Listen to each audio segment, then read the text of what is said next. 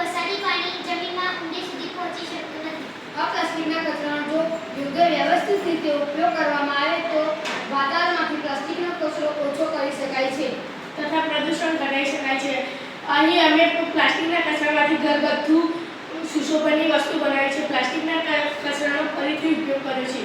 Plastic તથા અન્ય કચરાનો યોગ્ય ઉપયોગ કરી શકાય અને ઘરમાં સુશોભન માટે યોગ્ય ઉપાયો કરી શકાય છે. ટાટા.